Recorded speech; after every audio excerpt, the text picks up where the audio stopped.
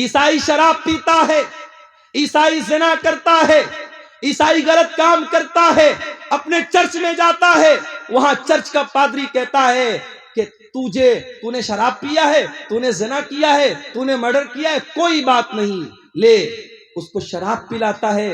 عیسائی کا جو پادری ہوتا ہے وہ شراب پلاتا ہے اور یہ کہتا ہے کہ تیرے جتنے پاپ ہیں وہ اللہ کے بیٹے نے، گاڈ کے بیٹے نے اپنے اوپر لے لیا۔ گاڈ کا بیٹا سولی پر چڑھ گیا اور گاڈ کا بیٹا تیرے سارے گناہوں کو اپنے سر پہ لے کے جا چکا ہے، اب تجھے کوئی ٹینشن لینے کی بات نہیں۔ اللہ، کتنا غلط ہے یہ عقیدہ۔ عیسیٰ ابن مریم دنیا میں آنے کے بعد کہتے ہیں نماز پڑھنے کا مجھے حکم ملا ہے، میں نماز جب تک زندہ رہوں گا پڑھتا رہوں گا۔ پتہ یہ چلا اسلام میں کوئی شارٹ کٹ نہیں ہے کہ تمہاری نماز کوئی اور پڑھ لے گا، تمہاری مغفرت کوئی اور کروا دے گا، نہیں، تم کو نماز پڑھنی پڑے گی، تم کو روزہ رکھنا پڑے گا، تم کو زکوٰۃ دینی پڑے گی۔ عیسیٰ ابن مریم کہتے جب تک میں زندہ رہوں گا اللہ نے مجھے حکم دیا ہے کہ میں نماز پڑھتا رہوں، میں زکوٰۃ ادا کروں۔ وَبَرًّا بِوَالِدَتِي، اور اللہ تعالیٰ نے مجھے اپنی ماں کے ساتھ اچھا سلوک کرنے کا حکم دیا ہے۔ وَلَمْ يَجْعَلْنِي جَبَّارًا شَقِيًّا، اور اللہ تعالیٰ نے مجھے سرکش نہیں بنایا، مجھے بدبخت نہیں بنایا، مجھے بد نصیب نہیں بنایا، اللہ نے مجھے اچھے نصیب والا بنایا ہے۔ اتنی بات کہنے کے بعد عیسیٰ ابن مریم کہتے ہیں والسلام علی یوم ولدت و یوم اموت و یوم ابعث حیا، میرے اوپر اس دن بھی سلام جس دن میں پیدا ہوا، اس دن بھی سلام جس دن میں مروں گا، اور اس دن بھی سلام جس دن میں زندہ اٹھایا جاؤں گا۔ ہمارا عقیدہ یہ ہے عیسیٰ علیہ السلام سولی پر نہیں چڑھائے گئے۔ کان کھول کر کے سن لو میرے بھائیوں، یہ عقیدہ سمجھ لو۔ عیسیٰ ابن مریم کے بارے میں جب کسی سے بات کرنا ہو آپ کو عیسیٰ علیہ السلام کے بارے میں صحیح انفارمیشن ہونی چاہیے۔ عیسیٰ علیہ السلام سولی پر نہیں چڑھائے گئے، ان کو سولی پر چڑھانے کی کوشش ضرور ہوئی مگر اللہ تعالیٰ نے ان کو سرکشت آسمان پر اٹھا لیا۔ وہ اپنے شریر کے ساتھ، اپنے جسم کے ساتھ اور اپنی روح کے ساتھ آسمان پر اٹھا لیے گئے۔ ان کی جگہ ان کے ایک ہم شکل کو یہودیوں نے سولی پر چڑھا دیا۔ وما قتلوہ وما صلبوہ، نہ تو عیسیٰ کو قتل کیا انہوں نے، نہ عیسیٰ کو سولی پر چڑھایا، ولکن شبیہ لہم، بلکہ عیسیٰ علیہ السلام کا ایک ہم شکل ان کے سامنے پیش کیا گیا اور اس کو انہوں نے سولی پر چڑھایا۔ اب ہمارا یہ عقیدہ ہے قیامت کے پہلے عیسیٰ علیہ السلام دنیا میں آئیں گے اور دجال کو قتل کریں گے، اور اسی طریقے سے دنیا میں جتنے سور ہیں سوروں کا خاتمہ کریں گے، اور عیسیٰ علیہ السلام جب آئیں گے اور وہ جہاد کریں گے تو وہ اہل کتاب سے بھی جہاد کریں گے، یہود و نصارہ سے بھی جہاد کریں گے، اور جب عیسیٰ علیہ السلام یہود و نصارہ سے جہاد کریں گے تو ان کو جزیہ کا آپشن نہیں دیں گے، وہ ڈائریکٹ دو آپشن دیں گے، یا تو اسلام قبول کرو یا پھر مجھ سے جنگ کرو۔ تو ان کے زمانے میں جزیہ کا آپشن ختم ہو جائے گا، اور اسی طریقے سے عیسیٰ ابن مریم دنیا میں آئیں گے اور کئی سال تک رہیں گے، ان کے دور میں امن اور چین اور سکون رہے گا، اور پھر وہ نیچرل اپنی موت سے ہمکنار ہوں گے، ان کو موت آئے گی اور پھر وہ اللہ تعالیٰ کو پیارے ہوں گے، اللہ کے پاس جائیں گے۔ یہ ہمارا عقیدہ ہے۔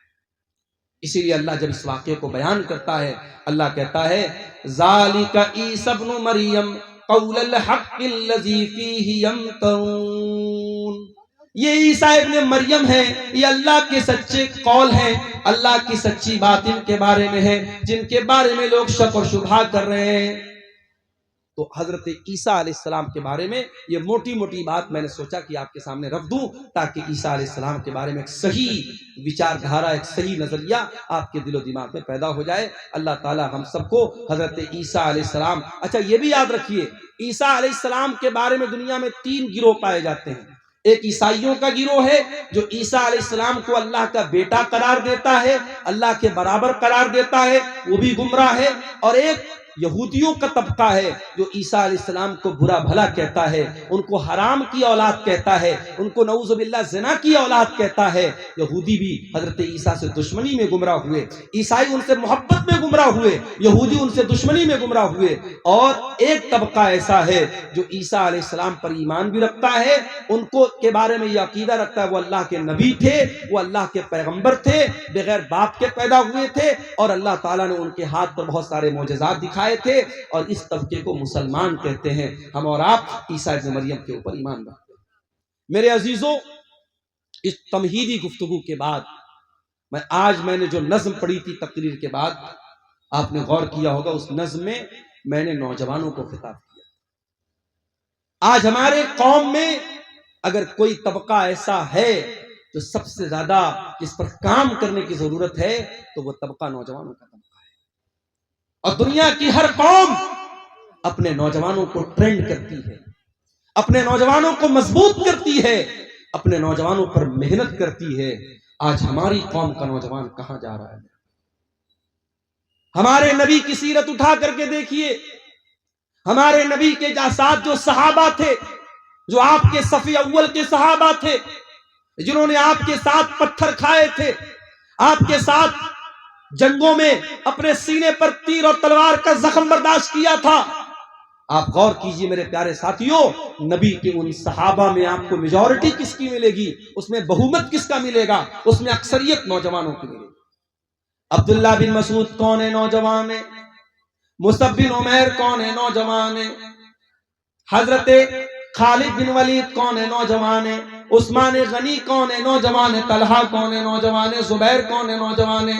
علی بن ابی طالب کون ہے؟ نوجوان ہے۔ میرے نبی کے صحابہ میں وہ صحابہ جو میرے نبی کے باڈی گارڈ بن کر کے چلا کرتے تھے، جنہوں نے میرے نبی کے ساتھ ہر مشکل کو برداشت کیا ہے، اس میں میرے پیارے ساتھیوں بڑھ چڑھ کر کے حصہ لینے والے نوجوان صحابہ تھے، نوجوان آگے تھے۔ اور یہی وجہ ہے کہ قرآن کریم میں اللہ تعالی نوجوانوں کو ہائی لائٹ کر کے بیان کرتا ہے۔ پرسوں جمعہ کا دن آنے والا ہے، ہم اور آپ جمعہ کے دن سورہ کہف پڑھتے ہیں۔ سورہ کہف میں اللہ تعالیٰ نے ایک واقعہ بیان کیا کہ اللہ تعالیٰ کے کچھ بندوں نے، ایک مشرک بادشاہ کے دور میں وہ رہتے تھے، جب بادشاہ نے ان کو مجبور کیا اسلام کو چھوڑنے کے لیے، توحید کو چھوڑنے کے لیے، تو ان اللہ کے بندوں نے اپنی توحید کو بچانے کے لیے، اپنے ایمان کو بچانے کے لیے اپنے باپ کا محل چھوڑ دیا، اپنے ماں باپ کی حویلی کو چھوڑ دیا، اور ایک گفا میں، ایک پہاڑ کے غار میں جا کر کے سو گئے، اور 309 سال تک اللہ تعالیٰ نے ان کو زندہ صحیح سلامت سلائے رکھا۔ 309 سال تک وہ سوئے رہے۔ اللہ تعالیٰ جب اس واقعے کو بیان کرتا ہے تو اللہ تعالیٰ ایک بات کو ہائی لائٹ کرتا ہے۔ اللہ کیا کہتا ہے؟ انہم فتیۃ آمنوا بربہم وزدناہم ہدی۔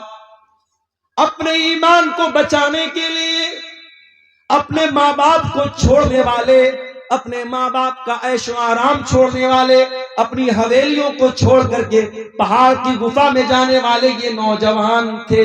اللہ نے خاص طور سے ہائی لائٹ کر کے بیان کیا کہ یہ نوجوان تھے۔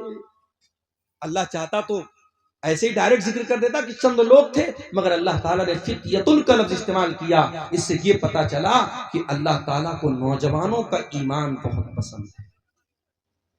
آج ہمارے کتنے نوجوان ہیں، ان کو جب نماز کے بارے میں بولو، گناہوں کو چھوڑنے کے بارے میں بولو، ان کی زبان سے ایک ہی لفظ نکلتا ہے، مولانا صاحب یہ جوانی کا دن ہے، ابھی تو میں موج مستی کر لینے دو، کل جب جوانی ختم ہو جائے گی تب ہم عبادت بھی کر لیں گے، روزہ بھی رکھیں گے، نماز بھی پڑھیں گے، گناہوں سے بھی بچیں گے۔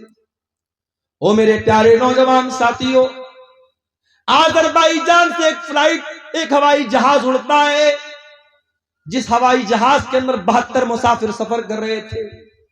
ہوائی جہاز کے اندر آگ لگ جاتی ہے اور ہوا کے اندر وہ ہوائی جہاز جل کر راکھ ہو جاتا ہے، اور 72 کے 72 لوگ ہوا میں جل کر کے مر جاتے ہیں۔ یہ بھی آج کی نیوز آپ کو بتا رہا ہوں۔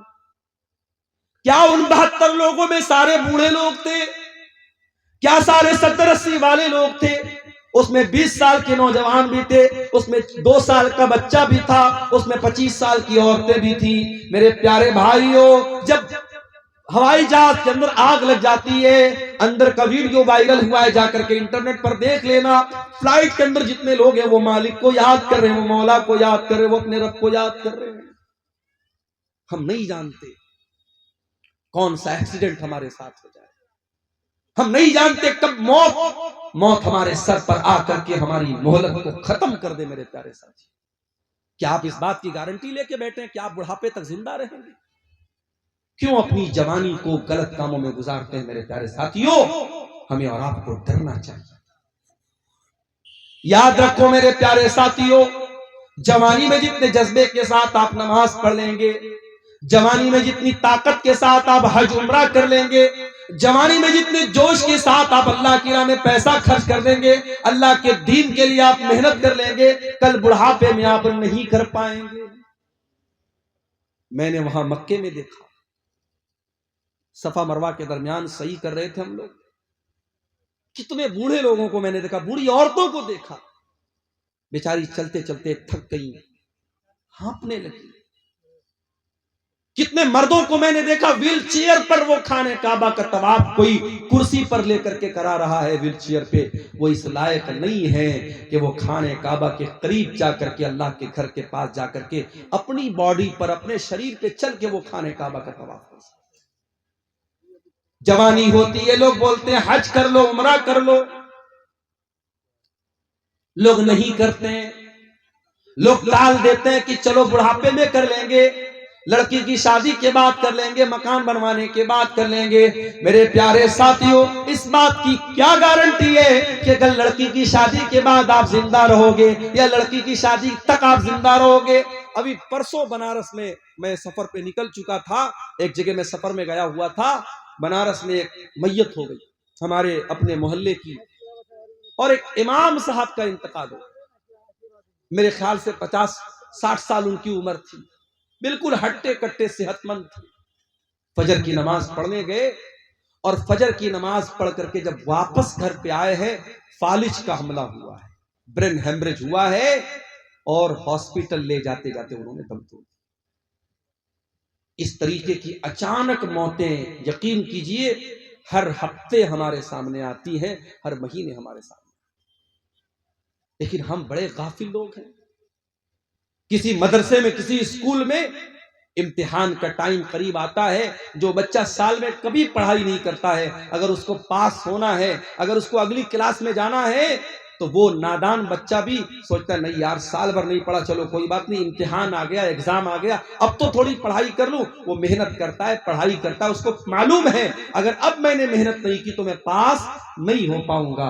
میرے پیارے ساتھیوں، کیا ہمارا اور آپ کا امتحان قریب نہیں ہے؟ کیا ہم اپنی موت سے قریب نہیں ہیں؟ ہم نہیں جانتے ہمارا وہ امتحان کب شروع ہو جائے گا، موت کب آ جائے گی، ہم نہیں جانتے۔ ہم کتنے نادان ہیں، ہم کو معلوم ہے ہمارا امتحان کبھی بھی لیا جا سکتا ہے، اور ہم کوئی تیاری نہیں کر رہے ہیں۔